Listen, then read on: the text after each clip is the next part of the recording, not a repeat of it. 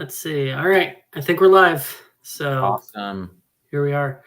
Well, I don't know who all is in the chat yet, or if anyone's even here yet. Maybe people are just watching the recording. Who knows? So, but we got Michael Allen with us on the stream from the Movie Minute. Dude, you've had a pretty cool YouTube channel going on. It's gotten I was just checking out. Like you just started it like what, maybe like 6 months ago, it seems like. Maybe It's longer. been a year. Has it been a year? Okay. I mean, I do think the first like 3 or 4 months were not so serious. Like it was kind of like, oh, I'm going to do a few things. And so I've really at least found a bit of a groove in the past 6 months, 6 to 7 months or so. Yeah. No, that's kind of what it seems like is, I mean, that's even with my channel my first video was like a couple people were wondering how to break in the spine of an omnibus. And so I'm like, all right, I'll just do a quick top down, never showed my face. It was just like me talking while I like looked through a book and like showed them how to do it. And that video is not my top video, but it's like 4 years, 3.5, 4 years old now. But like I didn't really start my actual channel, like really producing content for like a year and a half after that. So my channel's like 3.5 years old, but it's really only like 2.5, maybe 2.5. Yeah. So yeah, you kind of get that like, oh, you've been going for a while, but like really seriously like making content and trying to brand and all that. Yeah, totally. I think the reason I launched my channel, I've been wanting to do it for a while, just wanting to do a movie channel on YouTube for a long time, but I had never really found the right moment where I was like, oh, now's the time. Mm-hmm. And it was funny because I had gotten really into this mobile game, Mario Kart Tour. Yeah. And I was playing that and I was fairly competitive in it.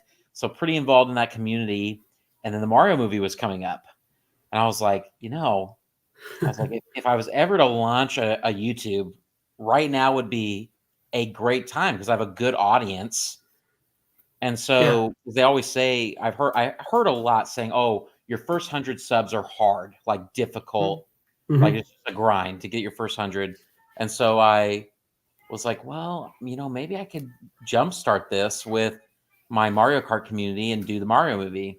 So I did a very it's almost embarrassing now. I've thought about taking it down, but I'm like, no, I'll just leave it up. You got to let that ride. You just got to let that go.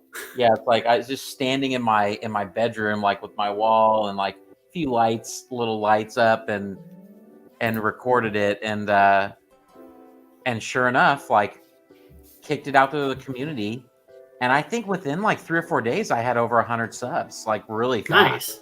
Yeah. And so kind of launched it at least into a little bit of a baseline, like a baseline group of people that were going to engage with my content. And then I was able to go from there. But I haven't necessarily marketed a lot either. I'm not doing a ton of like pushing it yet. It's just a fun thing that I really enjoy doing. I love talking movies, and it's just been a great year. I mean, it's been a good year talking movies, and I have a lot of great good ideas for the future of different content. But right now, kind of enjoying the space.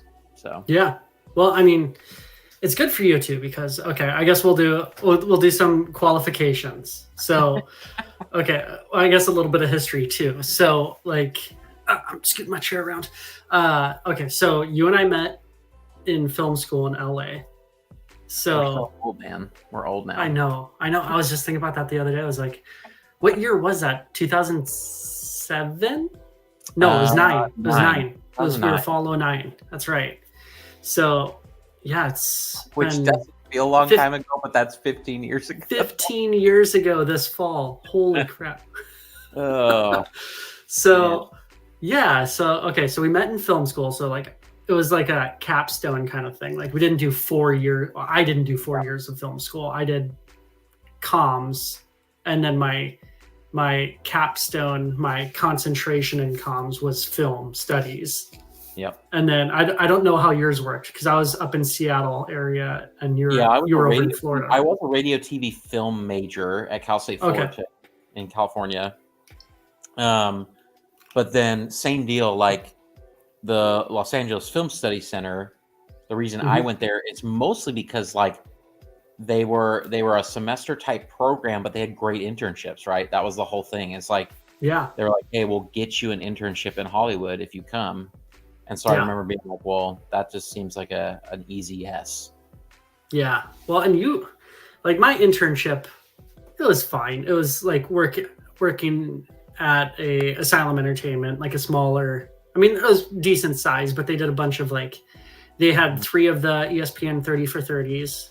So I did like transcribing because we're interns, we do grunt work, or at least I did. So it was like transcribing. One of my big projects was transcribing the phone call audio of the guy who murdered Michael Jordan's dad.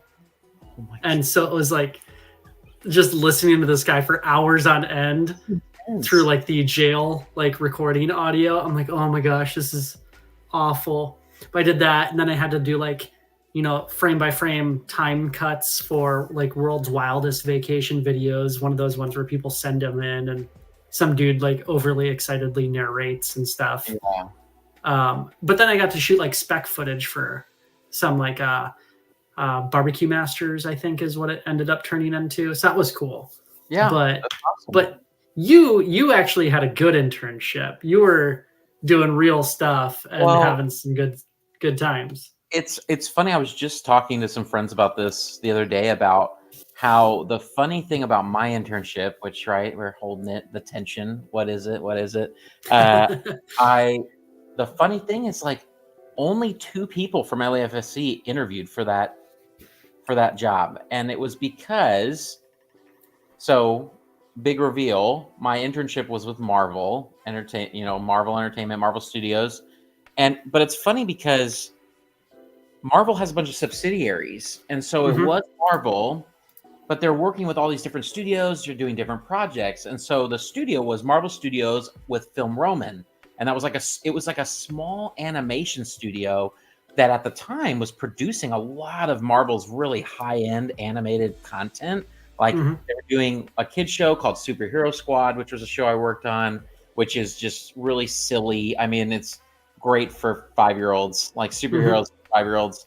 And then my kids are like eating up Spider-Man and Friends right now. Yeah, so it's very much like that. I mean, I would even venture to say Spider-Man and Friends is a legacy product from like something like Superhero Squad, because they was the first to do that.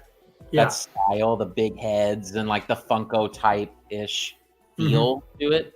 But they were also doing Earth's Mightiest Heroes, which I don't know how many people have seen that, but it's like incredible show. Dude, that show's amazing. It's so good. I love that show.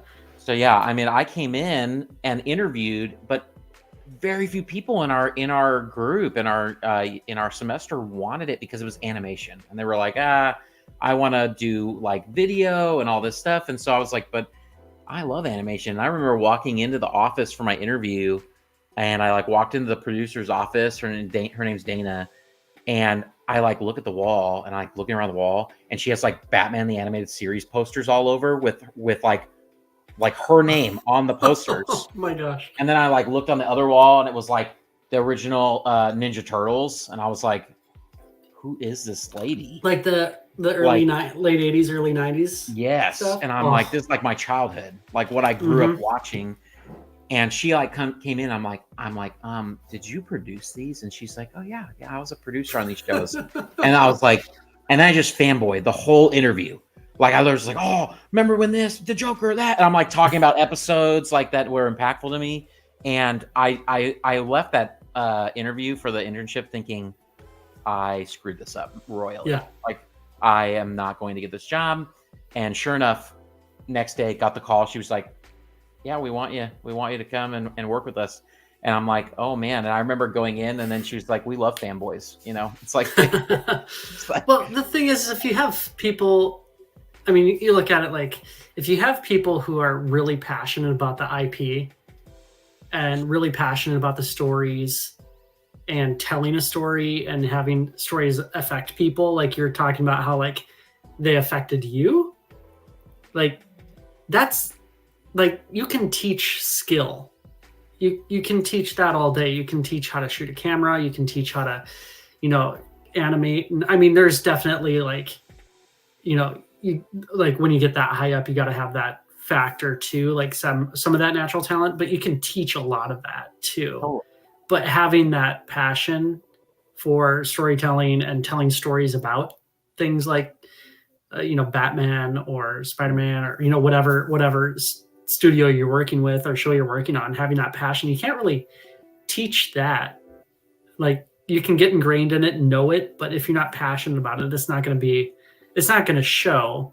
yeah. And like we've seen with the state of the MCU or DCU or anything like that, like you can tell if a director or a actor or someone who's helping work on the thing isn't passionate about it. They're just kind of there for the paycheck or maybe as a resume booster. So like even if you didn't have the skill, which I mean you do, and you did, it's like getting someone on board that's gonna really push behind it. So okay, so you got invited to work at a Marvel subsidiary animation studio. And my career really just went from there.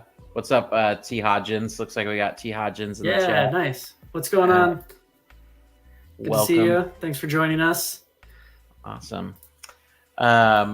Yeah, and I mean that really the journey was a really a lightning from there. But I mean, I worked there for almost 2.5 years, and then obviously Disney came in and bought Marvel, so there was a huge shakeup. They basically laid off everybody. The mouse, coming in, laid off everybody because Disney's like, oh, we have our own animation department. And then I did a few other shows with them, like different things. And I was on set for Captain America: First Avenger a little bit during my time at Marvel, and I was there when Thor. I was there for some post sessions for Thor, the OG original Thor 1. And I was around when a lot of scripts were being written for the MCU. Like the last script being written when I left, the early stages of Guardians of the Galaxy was being written. And so, nice. I mean, there was things floating around the office and different meetings. And I was in a few of those meetings taking notes for my boss and like I was a grunt back then for sure, but it was kind of cool to look back now, and look back at the MCU and like phase 1 and just how strong just the Infinity Saga was. Yeah. It's kind of interesting to look back and be like, oh man, that's crazy that I was there in the hallways walking around. And even in one of the hallways we had up, they had the big timeline. They had the timeline up already of what they're planning, right? And I think at the time they had only gone, I think, halfway through phase 2, and there was a lot of stuff up on the wall that never got made. But it's crazy to think back to those days of the Marvel, of that, how the hype of that, which is such an interesting thing. Cause like I've been having a lot of conversations with people recently where it's like, I just don't think that's ever going to happen again. I just don't know if it can be done. Like the scale by which they did it, and just the right actors in the right movies at the right time. And it was lightning in a bottle for sure. I think it's going to be hard to capture that again. Totally, like 10 years, the fact that they did a saga that covered 10 years of comics content and fairly I mean, you're way more now in the comics world than I am, but I mean, fairly well received adaptations, which is hard to do in the comics world to get fans to come in and be like, oh yeah, this is a good adaptation of this character. Yeah. And so, I mean, fairly beloved across the board. I mean, some weaker ones along the way, but yeah, I mean, just still an incredible thing that I don't think it's hard to imagine as a filmmaker and looking at all of the variables that go into filmmaking and storytelling, and really storytelling over mass, large, huge stories, years spanning multiple movies. Everything has to fall into place, and I think it did with the MCU. And so I for me, it makes it that much more special. Like just looking back at the Infinity Saga and being like, man, no one's ever going to do this again. Like I just don't see it happening. And so I'd love to be surprised. I'd love for somebody to surprise me, but it's like I don't see it happening. Yeah, I think I mean, we're kind of naturally bridging from where we were talking about like how you got, you know, involved with, you know, our backgrounds and stuff with filmmaking and all that. And now we're kind of going into, we're going to talk about comic movies, which if we're talking comic movies, there's kind of two big pillars in that industry is MCU and DCU. So yeah, with like, I think the big thing that made it so well received was that it took its time. It paced itself. It wasn't trying to sprint. It was doing that marathon thing. Like, you know, they've said with, you know, Iron Man 1, it was just kind of an experiment. Is this going to work? And, you know, they made it this kind of insulary, like just Iron Man. And, you know, they brought in, you know, like Nick Fury and some things and some very obscure side characters or, you know, B-list characters. And then that was well received. And so they slowly built in, you know, like, oh, we'll bring in like Black Widow and she'll just be kind of a cool side character, but doesn't need a whole movie or a whole series or anything like that. Or you don't need her whole backstory. Yeah. So we'll just bring her in as like a, you know, like a cool character, and all the fanboys and people who are really into Marvel and all that will understand what's going on. But yeah, I think they took their time. And I think that's why, you know, what was it? I mean, the Infinity Saga, like, because I mean, what is that? 3 phases? I think that's why it worked so well. It's like they paced themselves, and now afterwards they're like just trying to be like, let's do this again, and which is fine, but they're doing it so quickly, and they have so many characters and so many things going on that it's just that like it's hard to keep up and care when you have that much thrown at you at once. 100%. Yeah. I think they went into the cash cow space, right? See how just like a D-list character. It's funny because Iron Man, back when they made Iron Man, like back when they made that first movie, which by the way, we can talk in a little bit, but I mean, I think one of the strongest movies. Oh yeah, in the saga itself. But it's funny because at the time, Iron Man was like a D-list character during that time. Yeah, like people were like, nobody cared about Iron Man. It was all about Spider-Man. Like Spider-Man had all the, you know, all the stuff, and X-Men. Like there's a few others, but it's like Iron Man was so ignored. Like, you know, it's just funny that they launched it from Iron Man, because at that time Ireland was a nobody. And that's why I think when they cast Robert Downey, like it was lightning in a bottle. It's like it's just a perfect cast. Yeah. Right away. Like his personal, like his personal arc, like Robert Downey Jr.'s personal arc with like struggling with addiction and things, and like his life being ruined, very much kind of mirrors.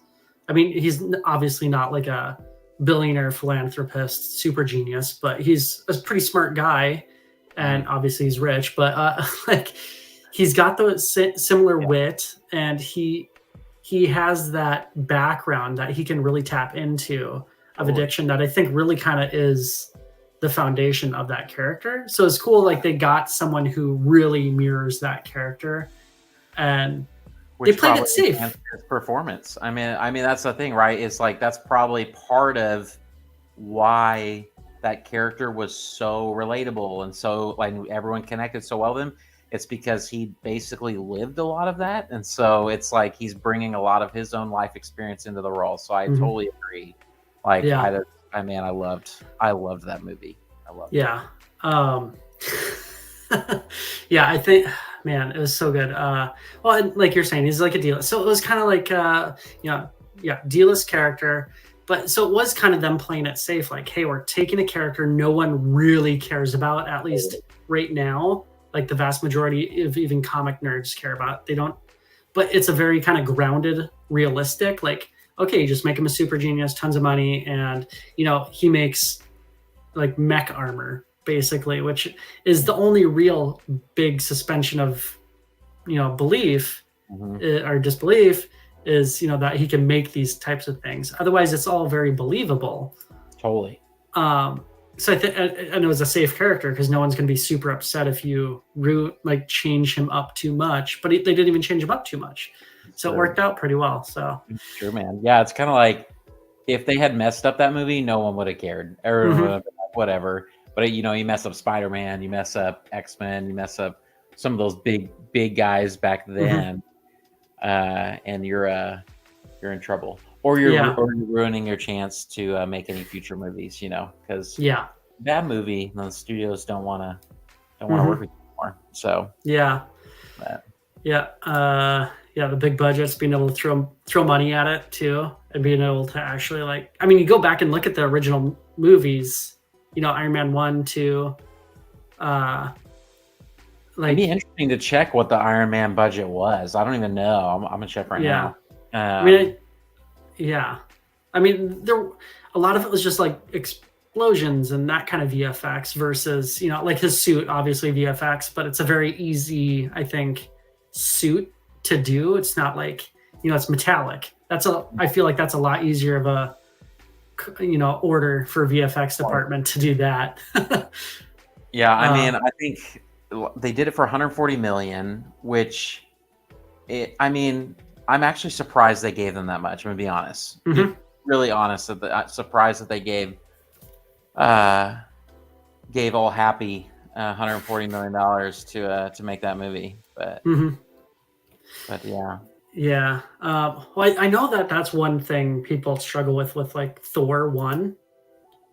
These movies, like Thor 1 had a lot smaller of a budget, which is weird to me. Maybe because, he's also a smaller character and they were trying to play it a little safe. But they set it in a tiny town in the middle of, where was it, Arizona or something like that? Yes.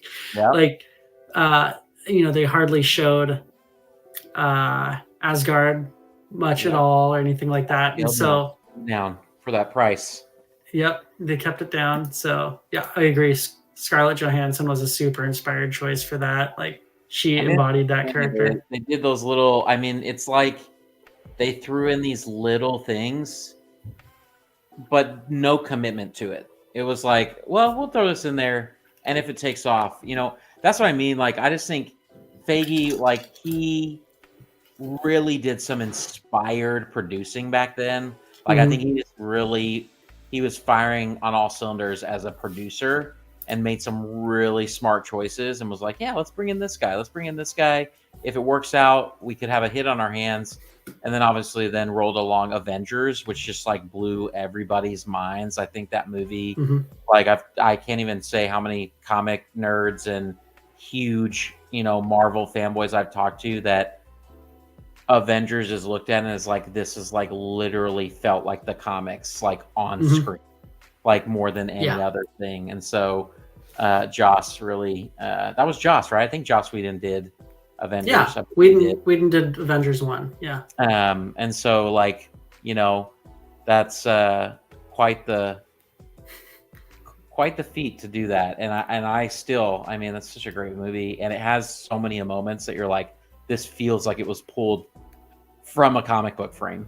Yeah, obviously, the money shot that they always use, where it's going around the whole group, and that, all those shots, all those things, when you're reading an Avengers comic, it's there, which is just so cool. But I think even in the Infinity Saga, excuse me, there were still misses too. Avengers 2 is pretty, it's okay, but if you go back and watch that movie, it's not the best. It's got some cool stuff in it, but and it has big ramifications. But it kind of I think the script struggled on that one. Because there were so many things in that movie that are, I think, intriguing premise wise.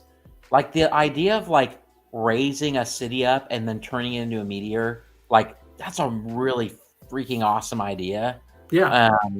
And also, Ultron himself is very fascinating, as a villain, which is proven even now as they've gone back with What If and brought him back as this villain. He's an intriguing villain. And Yeah. yeah, I agree. Spader was an Yep. amazing Ultron. Like, I was gonna say he was another. I mean, just like like actor after actor, just like every single one of them was just perfect. I mean, you know, Jeremy Renner, Scarlett Johansson, Chris Evans, Chris Pratt, who's the other Chris? Hemsworth. Huh? Hemsworth. There we go. 3 Chris's. Like, let's just go with Chris's. It's cool. But like every single one of them, and even the side characters. Shoot, what's his name? Who plays Agent Coulson? Oh man, why am I blanking out his name? Yeah. Maybe what's up, Justin? Yeah. Oh, Justin, we got Justin. Mine. What's going on, Justin? It's a good point. I mean, so many things do stem from. I mean, I think they used all the Avengers movies. Really, I mean, they culminated in massive like storylines, but they also launched. That was the brilliance of the series, is they launched all these new storylines, like all these new things happening. Yeah, it set up so many of the films that were going to come in the subsequent phases. And so, and I just don't, the general public may not understand how hard that is to do. Like, so hard to be like, oh, we're going to do this massive movie that's wrapping up all these storylines, but then we're also going to launch new storylines in that said movie for the next 3 years. Like, the amount of brain power and like foresight to look ahead in terms of just story structure and like construction of a saga like that, it really is. It's incredible, and it makes me sometimes like, I love a lot of the filmmakers out there, but like the whole thing with Scorsese this past year, right? Thank you, Clark Gregg. There we go. Thank you, Justin. Thanos was right. He was. Thanos was right. But if you look at the films and all that they did, like, I don't know, it blows my mind that there's filmmakers out there like Scorsese, who I really do respect, that are like, oh, this isn't movies or this isn't cinema. And it's just like, I feel like that's a little bit short-sighted. Like, because if you really start to think about the amount of crafting that went into these things, it's pretty insane. Like, it really is insane. Well, I mean, you literally still make movies. That's like your job. I do.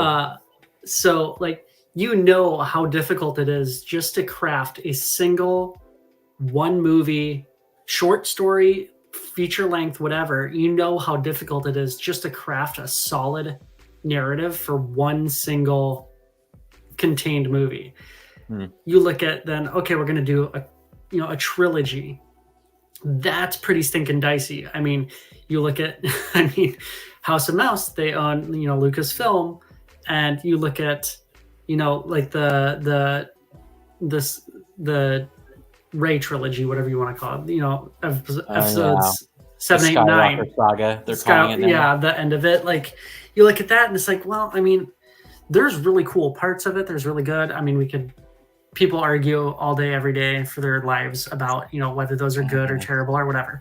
But whichever way you fall, you have to admit, like, even with that, it's got some major plot holes, major issues in the storytelling. And that's just like, that's 3 movies. I mean, they're tailing into the whole other, universe of, Star Wars. But like, I mean, that's a massive, it's the same group, it's just like House of Mouse owns them too. And you look at the fumble of the ball of that, and then you look at Infinity Saga and how many movies is that? It's like 20 some. It's so 20, many. It's 23 or something like that. I don't know, but so many movies, and they're not only are they like adding to the story, introducing new storylines, but they're like doing completely new character introductions while tying them in, and then bringing all the new technology or lore from Wakanda and Black Panther to just, you got Thor, and then you have Guardians of the Galaxy. It's just crazy how many groups they're able to bring in and still tell a relatively cohesive storyline. Totally. And only, mildly, or, like fumble the ball once in a while. Like Iron Man 3's not great.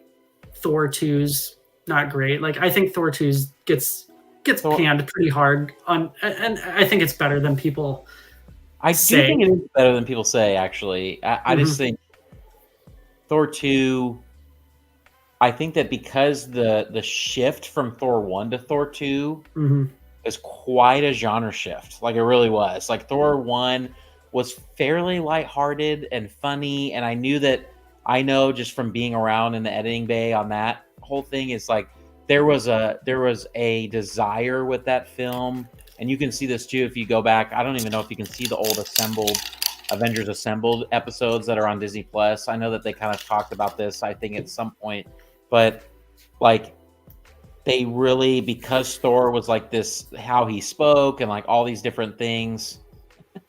That's good. That they went fairly lighthearted with Thor, like purposely. But then if you look at Thor 2, all of a sudden it was like, this is dark and gritty and like really intense, which there are aspects of that in the Thor comics. But I think for audiences, they struggled with that, which is funny because then you see them come back and do Thor Ragnarok, which again is super funny. And I mean, it's like funny, and then it goes way down to like, or not way down, but then drops down pretty far to pretty serious. And then Ragnarok jumps way up to like near slapstick, but rides that line, I think, personally. Like Ragnarok's one of my absolute favorite MCU movies, I think. At least for rewatchability. If we're talking rewatchability, Ragnarok, Guardians of the Galaxy 1, and then like Captain America Civil War. Like hot dang. Those three are probably the most rewatchable. But but like you were saying, sorry, with the tone and kind of like what they were going for, and then you get Thor 4, which everyone's like, what happened? And I think what happened is they did Thor 3 and Thor 2. Hardcore Thor 2. They had two separate genres of movies going on in Thor 4. They had a like near horror level, like multiverse of madness type horror. And then they also had Ragnarok slapstick amped up a bit too. So they had these two movies on completely different ends of the spectrum, and they did not ride any line.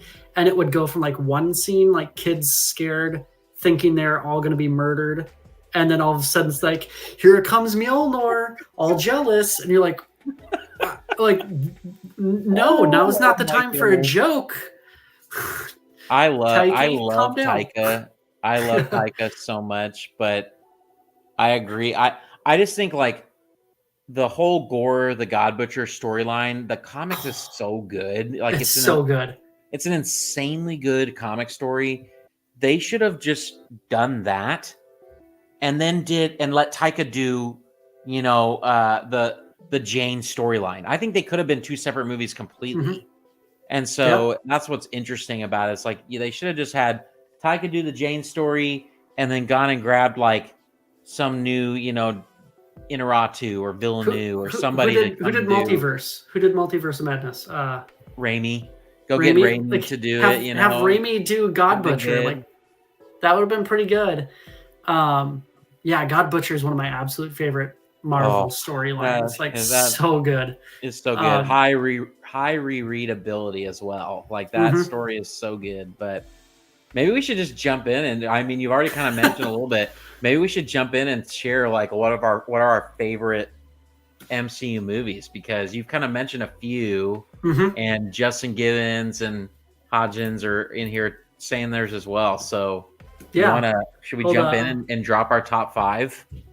Ooh, okay. Do you know your top 5? Okay, so, hold on. Who was it? Someone mentioned Blade movie. I think this is going to happen. I think it's happening. Huh?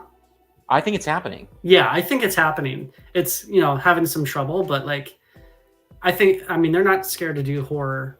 Blade is great. He's a good actor. Like, I still see it happening. I see it. Yeah. I see it coming through.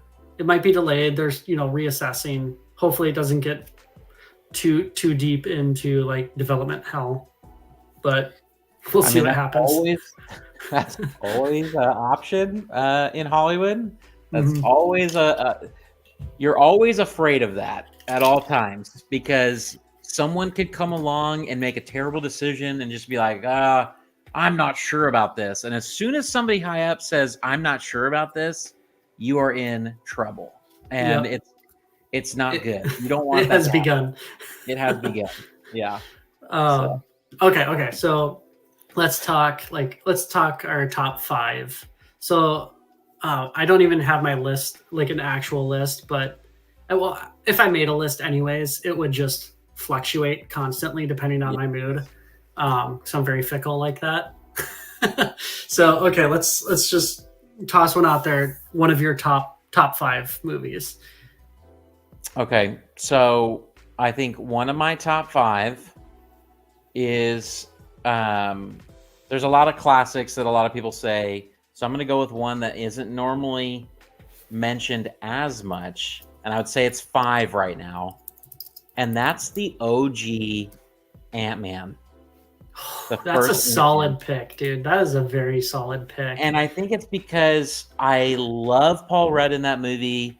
I think I tend to like the lightheartedness of the MCU a little bit more than maybe most. And I just think like the collection, I think Quantumania failed because they lost the team.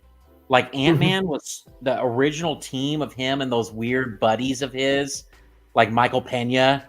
Dude. Well, and the fact that they haven't done the like every Marvel movie just starts with a recap by him is like a travesty. That man, yeah. Okay. Yeah, so that'd be my 5 right now, and that's a fairly recent thing. But I found myself, the only way I'll wrap up this one by just saying what you said earlier is the reason this one has eked its way into my top 5 is that it's one of the highest rewatchabilities for me in all of the MCU. Like I can just see Ant-Man on TV, and I'll be like, oh yeah, I'm watching this. I'm down. That's totally.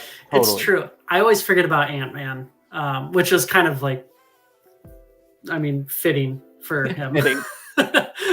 Yeah, just forgotten, but yeah, because when I make my list, it's not necessarily always like this has the best cinematography, this has the best acting even or directing. It's like this is the most like which I mean a lot of that does fall into these movies because that helps, but the rewatchability is just like that is kind of my main thing, because that's what these movies are. They're supposed to be fun, having a blast, and if it's not rewatchable, that probably means it's not like fitting that bill necessarily.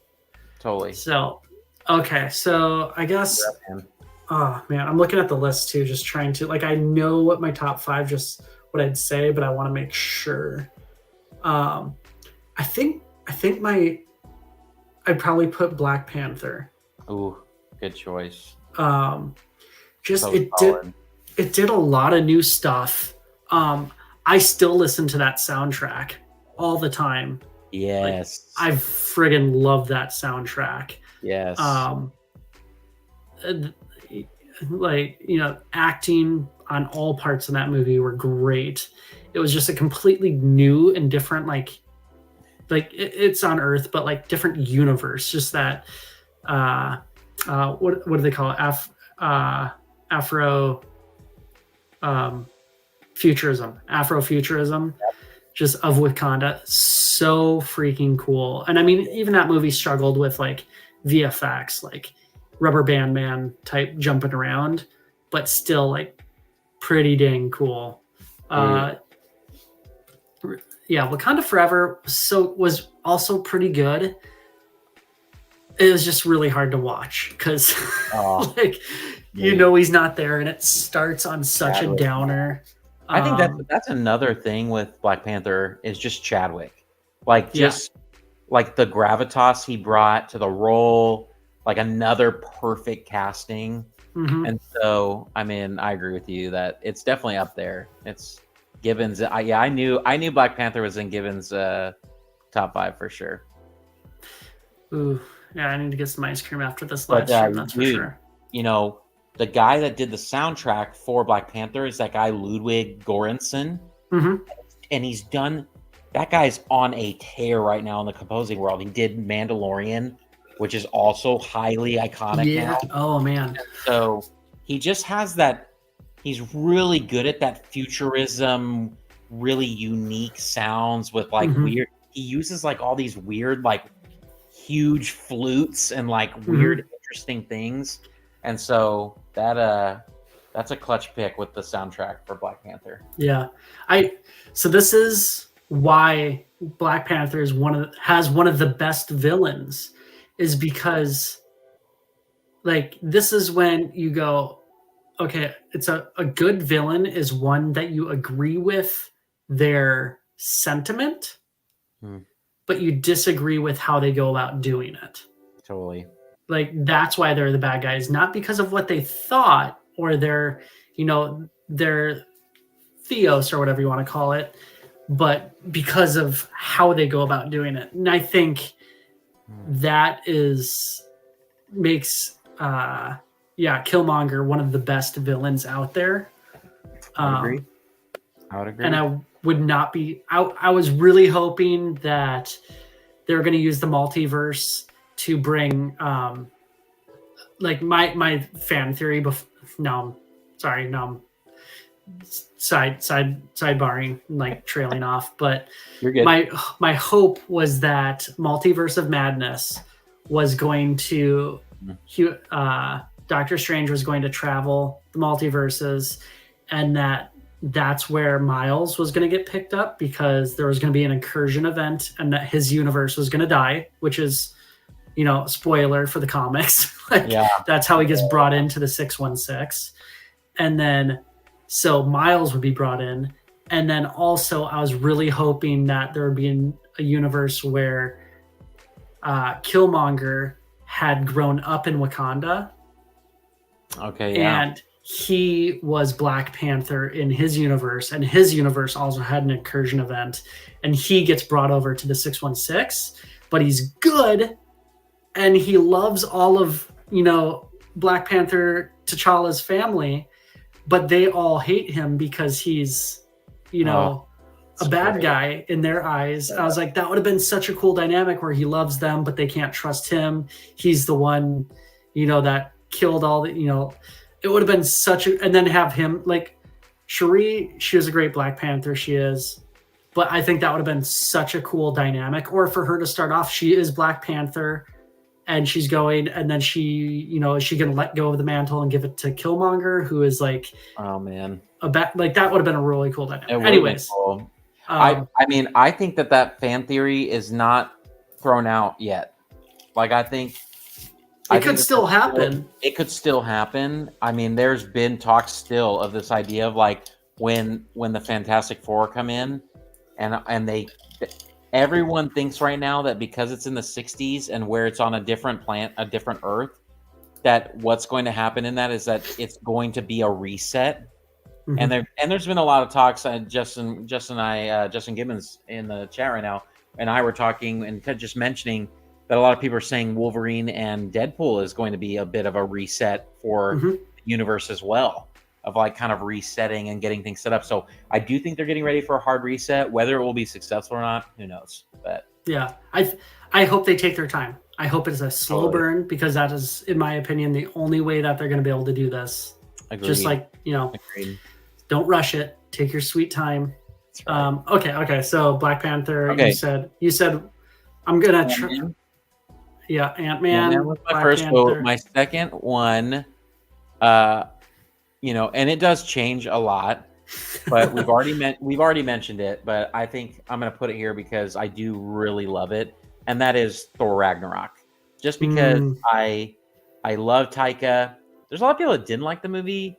And it's not necessarily the strongest in terms of like overall story, but I just love Thor's journey in that movie. And I just think the dynamic, and it's the closest we ever get to a Hulk movie as well, in terms of like a Mark Ruffalo Hulk movie. And so I love all of that. I love Valkyrie. Like I just Tessa, like just so many good moments in that movie. And Taika playing Korg was amazing. Oh, dude, he's like, so good. He's one of my like. Still to this day, there are plenty of moments where I just start talking like Korg to friends, and they're like, "What are you doing?" And I'm like, "Oh, nothing, man. Just hanging out, just hanging out here, you know. Piss off, ghost, you know." I don't know if I can say that. So you're good. But yeah, I love all of that, and so Thor Ragnarok for me for number 4. Yeah, that's such a solid pick. Spoiler, that'll be near my top. We're gonna circle back on that one. Yeah, we'll circle back. We'll circle back. So I think number 4 for me would be, it was mentioned in chat actually, Benedict Cucumber, Doctor Strange. Yes, okay. I really liked that one just because it's also an origin story. Like he's actually got a very similar kind of origin story to Iron Man. But it's just so good, and Benedict just plays him off so well, and it's just such an interesting concept, and it introduces the whole you have science, and then you have like kind of mysticism, and now you have like this mysticism magic type thing going on, and it's so cool, and like it's got this grand world, and the visuals in that movie are just bonkers. Just like when the buildings are folding in on each other, and oh man, yeah, the stylistic choices in that movie were awesome. Yeah, super cool. So they definitely got some Inception vibes in that movie for sure. Yeah, I mean, going from Inception, I mean, what, a couple years, years after that. So yeah, and then you had that. You're like, I think I see significantly inspired here, yeah. But we'll take it. It. But so, that's good. Okay, so number 3 for me, Wong is awesome. Can't go wrong with Wong. Who's Wong with now? Who's that girl? I'm blanking now. That was really funny. Didn't necessarily love that movie, but that whole thing with Wong and his girlfriend, or I guess they don't really call her his girlfriend, but it's definitely insinuated. Yeah. So great. Oh man, I can't remember. It'll come to me. Or chat will Madison. Yes. Which movie was it? Wong and Madison. Oh, it was in the shows. It was like kind of brought in some of the shows. Okay. And I mean, yeah. It's so good. So funny. So number 3. Mm-hmm. She-Hulk. That's it. That's right. Oh, was it she? Oh, that's right. Okay, yeah. Oh, that'll go down a whole trail. I did not like She-Hulk, but I will say there were some moments in She-Hulk that were fun, for sure. So I will say, like, She-Hulk was like, that was ripped out of that was how She-Hulk is in the comics. Like, pretty true to the comics, at least a bunch of them. So I'm like it or hate it, like, they did a pretty good job interpreting it and bringing it to the screen. I've never read, so I did enjoy. Oh, that's right, Madison and Wong. Oh, that's right. Madison show. I did enjoy it overall, and I thought it was hilarious. The like self-referential ending to the whole thing. It was weird. I was like, do I hate this? Do I love it? I'm like, well, if I can't decide if I hated it or loved it, I'm like, good on you guys. You took a risk. Good on you, writer's room. That's right. Oh man. She-Hulk. Okay. All right. What was your number 3? Number 3, mentioned it before, and that is Iron Man 1. I just think that's where I was going to make my Iron Man 1 is 3 too. Oh, so we could share it. We can share it together. I just, there's something about that movie. It is truly nostalgic for me now, which is weird because it doesn't feel old enough to be nostalgic, but it just is. Like it's one of those movies now I can pop in anytime and watch it and love it and enjoy every single moment. And so I just, and it's funny too because we earlier you were talking about the armor. It's weird with movies like that where you watch it and you're like, how does the CG look better in this movie than like half the movies they're doing nowadays? The CG work is so solid in that movie, and so so many things about the movie are great. I do think he got sold short, but I do like Obadiah Stane, and like I loved him as a villain. I wish I was just thinking about bringing that I wish up. the third act was a little stronger with him, but I think Jeff just brought it in that thing. Like just that scene with him and Tony in Tony's house when he pulls it out and when he pulls it out and just that whole, you're like, ooh, this guy is evil. Like it was such a good reveal and like how they did it. So I love that movie. I totally agree. Awesome soundtrack. Yes. Iron Man's soundtrack so good. Well, I think what also helps with these movies to make them last. So when you brought it up, you're like, man, it feels weird that that's a nostalgic movie. It was 2008. So it was the year before we met in college. So like crazy. Which is weird that movie was out before we went to LA. That throws me. I was like, I feel like that was after I graduated, but no. So Iron Man 2 was right after. But yes, the soundtrack, like, okay, so I was saying is the soundtrack when they do like Thor, Love and Thunder, or Ragnarok, not Love and Thunder, Thor Ragnarok and Iron Man, like doing these like classic 80s music type.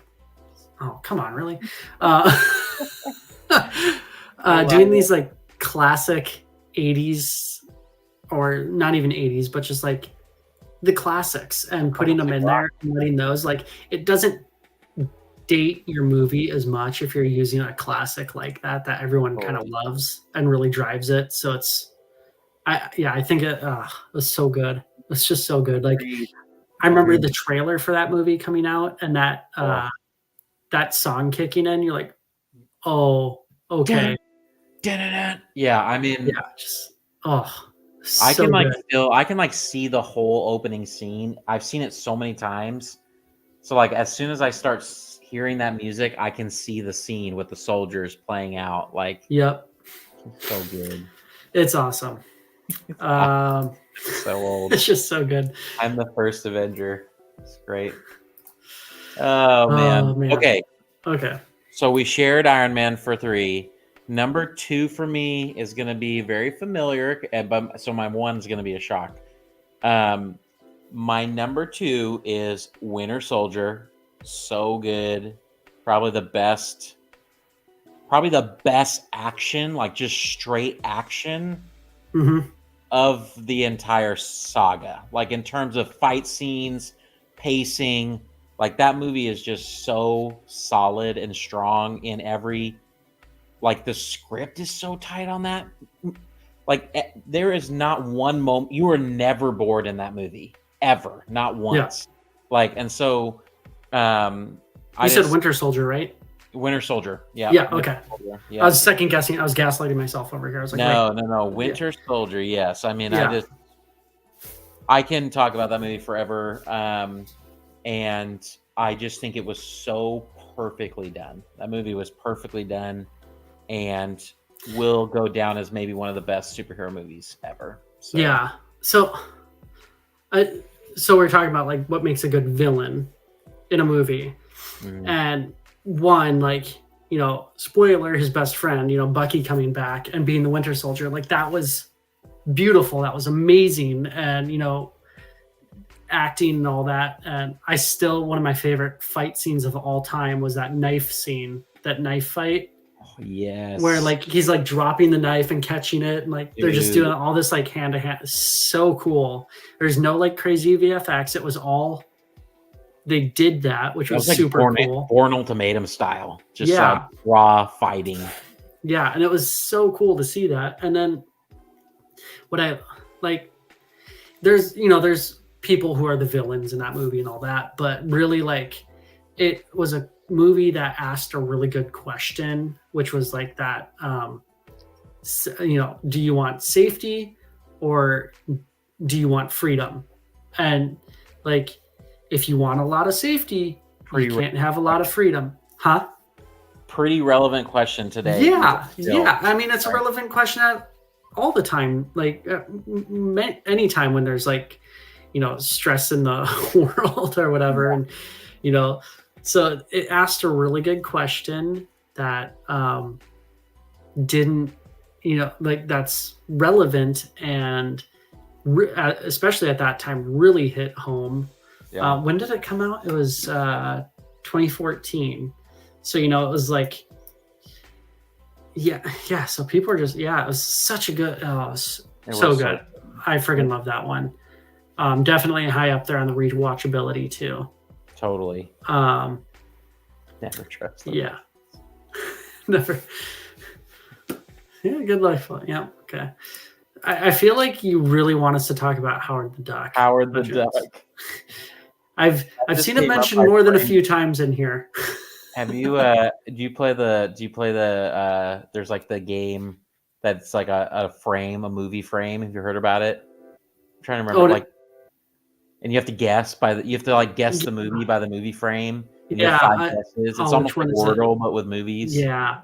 I know what you're talking about. I played it a little bit, not a ton. Howard the Duck just popped up this past week.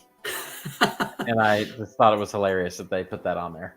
I do love that they brought him back into the universe and he's just like hanging out, chilling, having his drink, and just like wisecracking. It's a good, it's a good, just kind of side character. That question is wrapped up in Capsulum with his friend. It's not safe risking his life and career for this villain friend, but also true freedom to liberate. Yeah, it's such a good. It's made me want to go movie. Watch it. Yeah, now I kind of want to go back and rewatch it again. So good. DeVito would make a good Howard. He's Penguin. You can't make him. Can't cross over right now. Yeah. Oh man! All right, man. What's your number 2? Was it Winter Soldier or? So my problem is I kind of backed myself into corner. Yeah. So that's how it always happens. Yeah. So it would be Winter Soldier, but since we just talked about that, I'm just going to say that would be my honorary mention. You can do the honorary mention and sub in. You can sub in something. So, my number 2 would be Guardians of the Galaxy Volume 1, which, again, soundtrack, so good, so good, incredible. But also just like a really cool, like the villain wasn't great, it was just he's a bad guy wanting to do bad things, cool, whatever. But it opened up the whole universe. I liked Doctor Strange because it like opened up the whole world to like magic, but Guardians like opened up the whole universe, like added all these different planets and cultures. I like Thor did that too a little bit, but like added a lot more.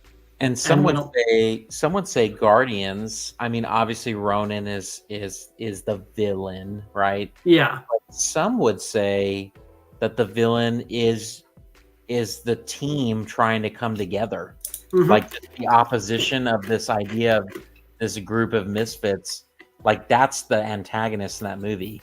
Is that they can't seem to really mesh well, and it's a mess, and they're trying to fit together into this unlikely team. Yeah. That I was gonna say, like the villains, okay, he's a big bad guy. It kind of like shoehorns into Thanos at that point, like with Ronan, being Thanos's kind of lieutenant or whatever. But yeah, where they're having to overcome their own issues. That's the big thing that they have to overcome, is their own personal issues and interpersonal issues and all that, which is just a lot of times more interesting to watch than just like, oh, fight a bad guy. So it kind of gets that. If they had like a really good, like interesting bad guy, it might have actually been too much for the movie. It's true. Because like watching them struggle interpersonally and personally with each other and all that, and then also having like to share screen with this like awesome villain, that might have been too much. So Oh man, but yeah, the music so good. So good. Rocket is my second favorite rabbit to Usagi Yojimbo. Usagi, I was like, that'd be your first favorite. But I think the effects in that movie were beautiful. Like Groot looks amazing. Rocket's animation is super good. What's his name that does Rocket's voice? Bradley Cooper. Yeah. Cooper. There it is. Yeah. Like does a really good job. Yes. I mean, it's kind of funny. Vin Diesel does Groot, but like, I mean, for what he does a pretty good job with it and has fun, which is cool. That's so good. Yeah, but I thought that was a really that's super high up on my rewatchability. Totally, a ton of fun. And since you said it, I have to say that is my number one. That is my number one. Okay, that's a good jump. It's up there. Nice. Yeah, it's been my number one for a really long time for all the reasons we've mentioned, and I think that Guardians came in, and this is a good seg. Or I mean, you got to share your number one, but I was just saying this idea of like Guardians. Why I love Guardians so much is because it was a movie that had so much heart, and it was like about these people who are trying to work together, and they find themselves to be a family, and they're all unique, and they all have their problems and their things that makes them not necessarily likable, have things that make them likable, things that make them unlikable. And so I thought they just meshed all those character arcs. Like the idea of taking 5 different characters and meshing them all together like that, it's really hard to do, and they did it so well. And I do think that Chris Pratt was like perfectly cast as Star-Lord. And I have an insider story of that too, because when they were writing my inside days at Marvel, when they were writing Guardians of the Galaxy, the initial script for that movie, it was way more of a Star Wars-esque script, like kind of space adventure, and a lot more action and a lot more just like space drama, and that's like, because like everyone Star Wars is based off of the Odyssey, and like so it had a more of that type feel. And then Gunn came in, and then he brought Pratt in, and the movie just changed completely. Like the movie changed into this just comedy and just being so funny. And I think that Guardians just so mastered that witty, smart, perfectly timed comedy along with heart. And so and I do believe it has maybe the highest rewatchability in the entire MCU. Like you can watch it over and over again, and it's so fun. Yeah. So my number one we've already talked about was Ragnarok.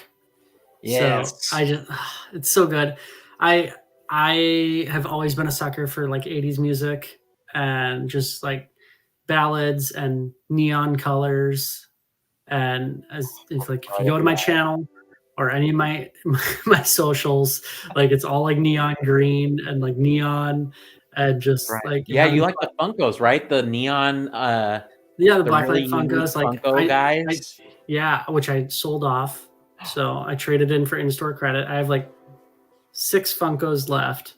Oh my and they're goodness. Like the Rocketeer and a Batman Beyond. And I got rid of them. I needed to make space and they needed to go. So sadly, I loved those black light pops. End of an era. Yeah, that was my COVID collecting random pickup binge. But it was kind of because I saw that black light Thor Funko, but like it reminded me of Ragnarok. Yeah. And freaking love that movie. Just it's got that buddy cop feel with Hulk and Thor. And then you have Valkyrie in there. That's such a good, deep character. That's just like she's deep. She's got a lot going on with her. Totally. You know, she's got PTSD and struggling, and you know, like with alcohol and all that, and like overcoming, you know, like her demons, and then you got just like these other two guys dealing with a lot too. Oh man, it's so good and super high up on rewatchability. I think Guardians probably has it for rewatchability. Like if I'm gonna just turn on something fun to watch that I, you know, want to just have in the background while I'm like plugging away on some work, it's gonna be Guardians more than likely. But I freaking loved Ragnarok. So It's so good. And it has maybe the most famous trailer moment of the entire MCU of like, we're friends from work. oh Like, man, that, it's like I remember that in the trailer and just being like, oh, this is going to be absolutely delightful. yeah, Like just seeing that moment. so much fun. So good. Oh man, and then I mean, it's got those moments where he's just like that, and he like hits the hammer, and he's just like lighting up, and oh, it's so good. Taika was in his full stride then, stride of just he owned it. He did such a good job. It went, yeah, it was awesome. So okay, so do you have I kind of tossed in a special mention. Do you have one you wanted to throw in that comes to mind? Honorable mention. I mean, yeah, there's so many. I know it's hard to pick. It's hard to pick, and it's funny because I'm sure there's going to be people that watch this and they'll be like, neither of them picked Infinity War or Endgame Or Spider-Man Homecoming. I put Infinity War and Endgame just in a whole separate category, really, and on their own because of what they are and what they did, and it's almost impossible to separate them. Really, like they really are their own thing. It's one movie. It was super long, and they had to split it. It's probably one giant movie. Thor, not going to be Thor: Dark World. I think you should put that as your honorable. I think an honorable mention that might shock people, because I think a lot of people didn't like it because of how much the first one was beloved, but was Guardians 2 might be my honorable mention. Because Guardians 2 is really interesting. It's grown on me a lot over the past several years, where I had fun with it when I first saw it, but I was like, oh, it's not even nearly as good as the first one, which is true.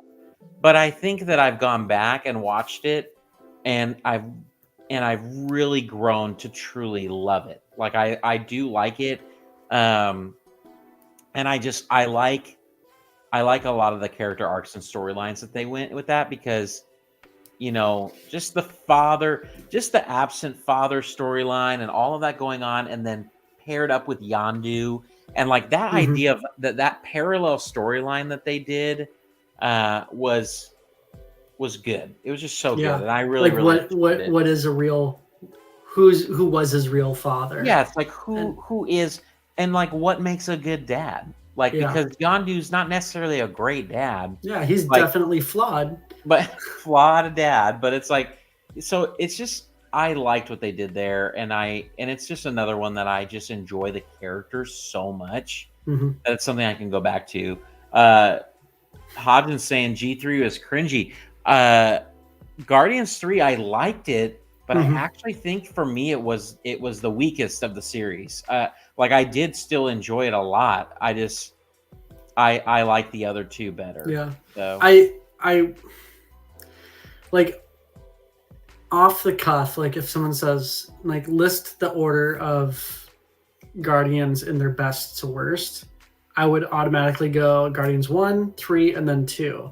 But like really actually thinking about it, and I have actually stopped and thought about this a lot more, but I've thought about this a couple times lately where I was just like, I think I'm kind of with you on 2 being a pretty strong like entry into the Guardians universe, in that like, yeah, it had that really good, like what makes a good is an absent father better than a present father who's flawed. Or, I mean, the absent father's obviously pretty flawed too, but it's my reality right now too. It's been my reality and yours as well.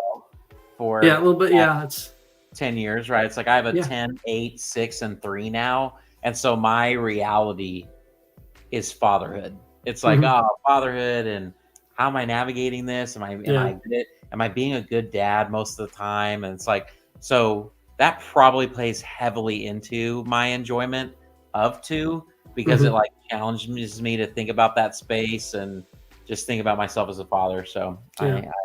I like it. Speaking of which, I'm hearing 2 of my kids upstairs whispering right now. So Oh, they're up. They're up pretty late. go to bed. Are they out of school now? Are your kids out of school? Well, it's a long weekend, but no, they have. My youngest has school next week, and then Okay. she's done. And my other 2 have like 2 weeks after that, so they have like 3 weeks left. So nice.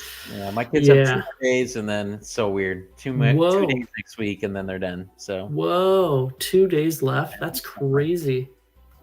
Dang. Summer. Yeah, I don't know if 3 was cringy to me.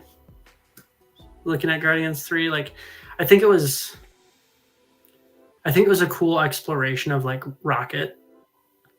But I also think it struggled with they had to make a whole movie to bring in Kang and make him like a super villain. But it just didn't work. It was like Quantumania. It was like they split up the team and then they tried to make Kang this villain, and then Guardians 3, they kind of split up the gang again because, Rocket was just like out of the thing the whole time. Yeah. And then they went for Kang as the villain. And obviously that didn't work out with the actor, but man, what a mess. What a mess. Yeah. I mean, I do think the reason Guardians 3, I have it as well, is that it's weird to me that they made Rocket the main character.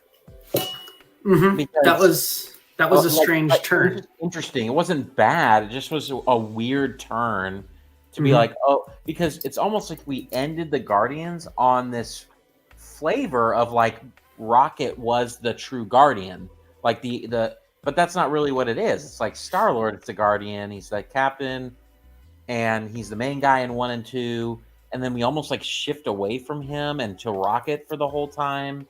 And so it just was interesting. It wasn't bad. It just, I thought it was a little bit, it was weirdly presented like in order wise. Like you would almost think that like that would have been done on 2. Yeah. Or something. So I don't know. It was interesting. I need to go back and watch it again. I've only watched Guardians 3 twice. Which is actually fairly low for me for an MCU movie. I typically watch them a lot more than that, so I need to go back and take another rewatch. And I think I've done Guardians 3 2 times also. Kang was. I will say like Kang was a really good. Did you watch Loki? I watched Loki. Yeah, like Kang was a really good villain in Loki season 1, and season 2 is pretty stinking solid for Kang. Like, I'll say what you will about the actor outside of, his personal life or whatever. Yeah. Barring all that, like separating the art from the artist, whatever. But like, he is a pretty dang good actor. Oh yeah. He had to play a lot of characters, and he did a pretty good job. And I thought he was really good in Loki. But then seeing we're just not like gonna see him again, man. No. So now we got Galactus. Sad. So maybe Galactus like ate Kang. I don't know how they're gonna do this. It's just sad. I'm like, man, why'd you have to be a terrible person? Come on. It's like he just was so good. He was. I agree with you. All I'm saying is like I agree. He was another one where you felt a little bit of the magic because he was so perfectly cast, and you were like, ooh, like that's how I felt. How I felt with the MCU right now. I was like, I didn't love Phase 4 really at all, other than Loki. Like I did like Loki, and I think again it's connected to this idea, that like Tom Hiddleston is Loki. It's like he just embodies that character. Owen Wilson, I thought that was a terrible casting choice. I was like, no, it's not going to happen. But He was so freaking good in that one too. So good. He was so good. I So, said that kind of like Owen Wilson would say that. all right. Oh wait, that's not Owen Wilson. I liked. Yeah, I liked Loki. I liked Loki season 2. I'm curious to see where they go with it. I'm curious to see what they do. So yeah, because I mean, it's a relatively new one, and not everyone might have watched that series yet. But like how it ended, I'll be very interested to see where this goes, if it goes anywhere, if it goes, or if they just let it go, and that's that, which would work too. Because that's also kind of sad if they just never acknowledge it again. That's like pretty rough. Like, oh man, like, oh yeah, it would be like, rough. But I mean, they could. But that's kind of cool. Like, oh, this thing's just there and just always looming, but you never even acknowledge it. Like, I think they'll wrap. I think they'll bring it back just because. I mean, they have no plans of stopping making these movies. I don't know if you've seen the lineup. Obviously, they pared down a lot where they're like, we're only going to make 3 a year, like that type of mindset. But it's like, so I'm looking at, so I have Wikipedia up for whatever that's worth. Oh, okay, so we just had, last one was Marvels, which, then you have so this is phase 5. So we have Deadpool and Wolverine, Captain America, Brave New World, and then Thunderbolts. I'm excited about Brave New World. Yeah, I think that'll be interesting. I'm really excited about Thunderbolts. It could surprise me though. Yeah. That's it could, you never know. You never know at this point. So be the next Guardians. Yeah, and then phase 6. I don't know if you remember that, but like when Guardians was coming out, everybody was like, "What is?" Yeah, this? Like why? Like I was just pumped because it looked funny. So I mean, there could still be a Guardians out there. Yeah. Phase 6 is Fantastic Four, Blade, Avengers 5, and Avengers Secret Wars, I guess. Which seems interesting with the whole Secret Wars the TV show. Did you like the show? Yeah, it was okay.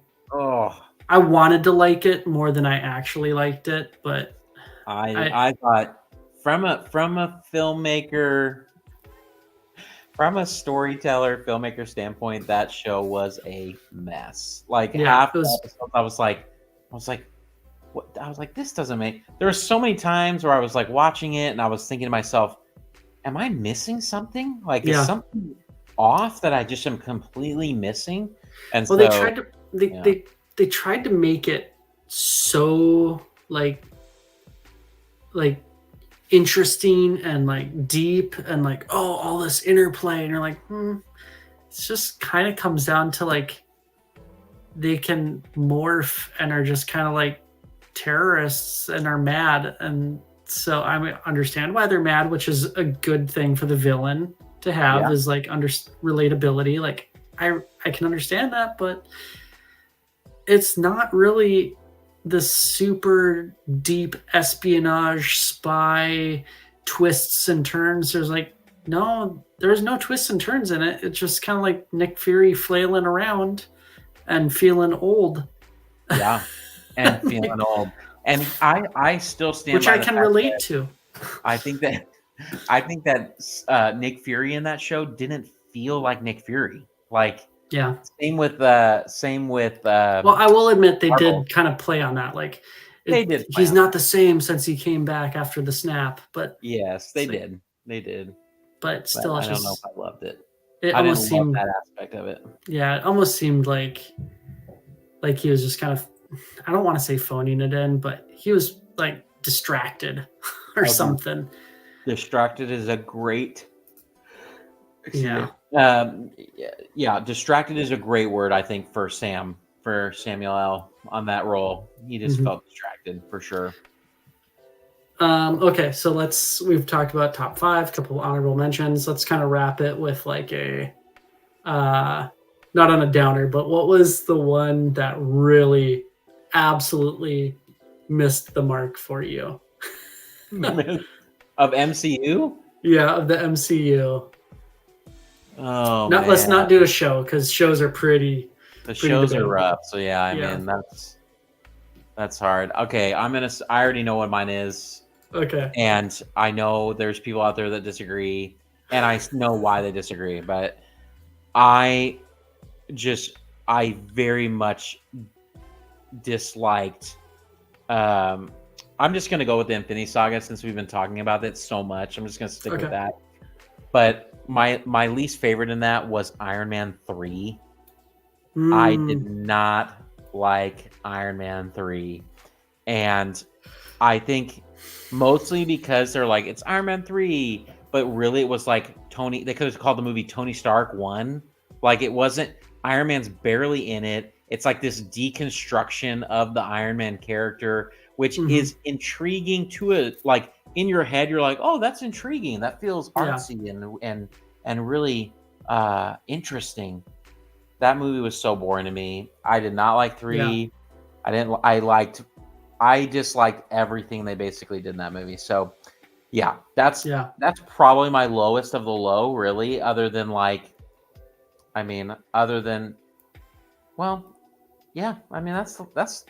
really is my least favorite. Pretty significantly my least favorite. You kind of convinced me off of what I was gonna say. I'm mad about that movie because they had such a cool concept, like you're saying, where they kind of, there's a deconstruction of that character. And I remember seeing Cena, and like he's got his hood up at one point and he's just like walking through the streets, and he's like, it's like, oh, so he's now, instead of now being wrapped in his armor and his suit, his armor now is like a hoodie, which is about as like low tech as it possibly gets. And then like when he goes and has to like break into the facility at the end, like he does like all these makeshift weapons, which is really cool. Like he's like kind of going back to like a very stripped down MacGyver type situation. But man, is it just like boring and kind of just like kind of dumb. Like, okay, like cool, like the Extremis thing is interesting, but like not done well, and you just kind of get boring. I was really, Hodgins. I was really hoping the kid was gonna be the new Iron Man, like after Stark dies at the end of Infinity War. Like I'm like they could have brought him back and made him. He was in that final scene at I know at Tony's funeral. Yeah, and then just now, I mean, they have Ironheart, which is sort of interesting, but like I understand like bringing in characters and diversity and all that, but like it's like you already had a cool character set up. Like, oh, this kid that he like gave this shop to at the end of that movie, and he had like all this tech. I was like, oh, he could be the next Tony. I mean, like that could be so cool. I'd be all about Ironheart if they do it the right way. But they're just like, with all these new characters, they're trying to rush it. They're just trying to rush it. And it's like, if you really want us to connect with Ironheart, you need to give her an origin story or like a setup film or series. Like, and Wakanda Forever was not it. Like it's not enough. It's the same thing they did with like what's her name? What's the girl's name in Multiverse of Madness that they introduced? The heroine. I'm forgetting her name. America. Yeah, so it's like it's the same thing with that. Like they're trying to rush us into these things. She was great. I totally agree. America Chavez, Yeah, I think she was good, and the girl who played Ironheart as well, I think were good actresses. But they're all good. Like, they just aren't giving the story its due process and like setting up the character for you to really care about that character.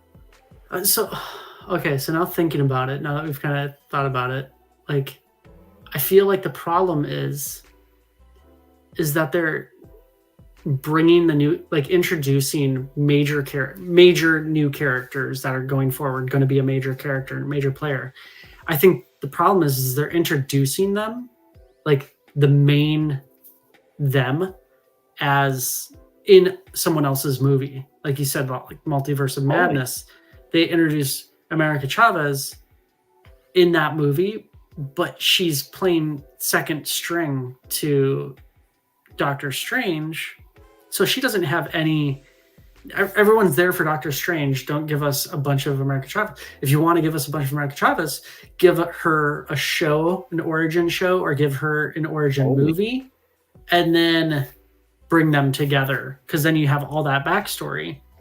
But or have her play a little bit in the movie, kind of like with Black Widow. They started inserting her in all these movies throughout, and then then she gets to become a bigger character, and she gets enough. She basically had her own movie cut into all the other movies, which was a super cool way of doing it. Mm-hmm. And then they gave her a prequel movie before she died, which was an okay movie, not good, not bad. It was just kind of okay, kind of middle of the road. Yeah, it was, which more served as a origin story for her sister.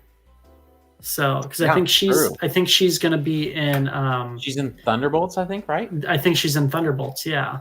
Yep. So, cool, but like it more served as a. I guess that's a cool way of doing it. It's like we know Black Widow's out eventually because it's prequel, but now we're going to introduce her sister, who's a BA. So, Florence Pugh's amazing too. So, she's great.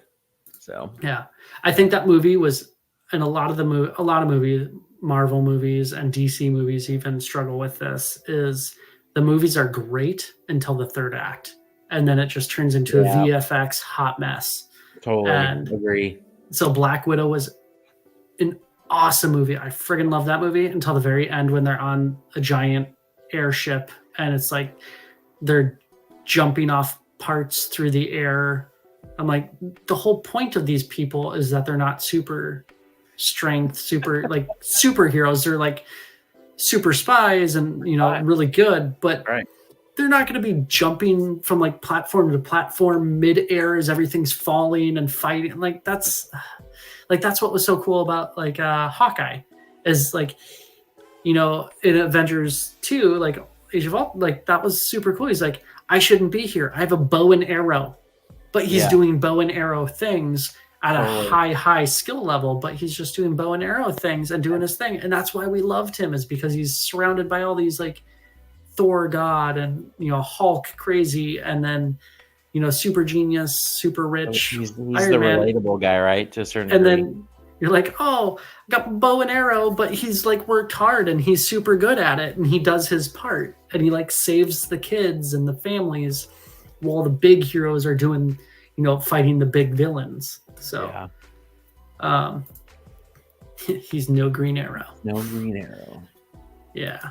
So, anyways, yeah. So that's. Okay. So, you mentioned your least favorite. And you kind of convinced me. I think you're probably right that is probably the weakest of it.